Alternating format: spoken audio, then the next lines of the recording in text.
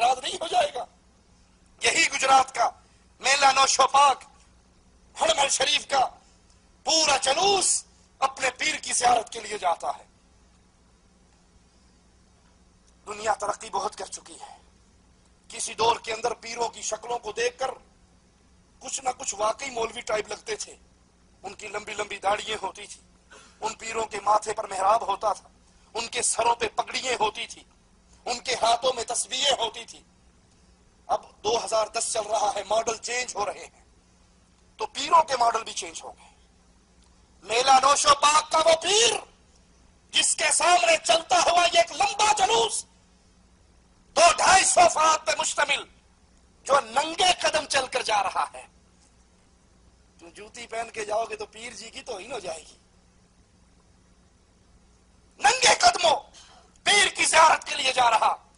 ہم نے اپنی آنکھوں سے اس پیر کو دیکھا جو داڑھی مونڈ تھا، وڈی وڈی مچھا رکھی ہوئی سن۔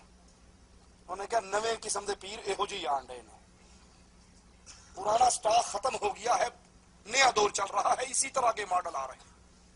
یہ 200-150 افراد میلہ نوشو پاک میں ننگے قدموں چلتے ہوئے اپنے پیر کے سامنے جاتے ہیں۔ پہلے تو دھاڑے مار مار کے روتے ہیں، چیختے ہیں، چلاتے ہیں، اس کو راضی کرتے ہیں، اور پھر سارا جلوس اس داڑھی مون پیر کے سامنے سجدہ ریز ہو جاتا۔ جیسے مسجدوں میں، اللہ کی مسجدوں میں نمازیوں کی صفیں بنتی ہیں، رب محمد کی قسم شرک کے اس اڈے پر ہم نے اس داڑھی مون پیر کے سامنے سجدے میں لوگوں کی صفوں کو دیکھا ہے،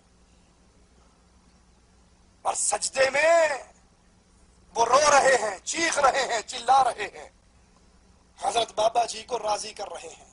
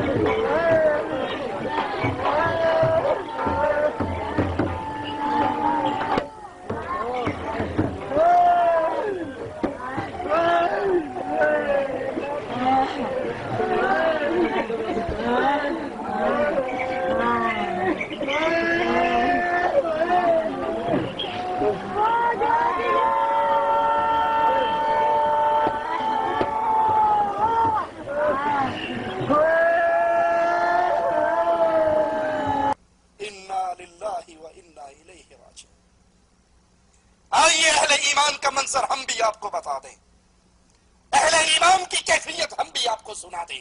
اذا تتلى علیہم آیات الرحمن خروا سجدا وبکیا، جب اہل ایمان پر قرآن حکیم کی تلاوت کی جاتی ہے، رب کی آیات پڑھی جاتی ہے، تو اہل ایمان اللہ کی آیات کو سن کر، قرآن حکیم کی باتوں کو سن کر روتے ہوئے اللہ کے لیے سجدے میں گر جاتے ہیں۔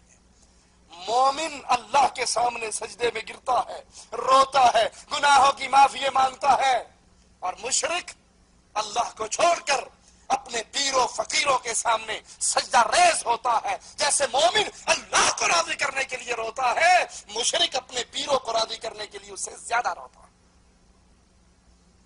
انا للہ و انا الیہ راجعون۔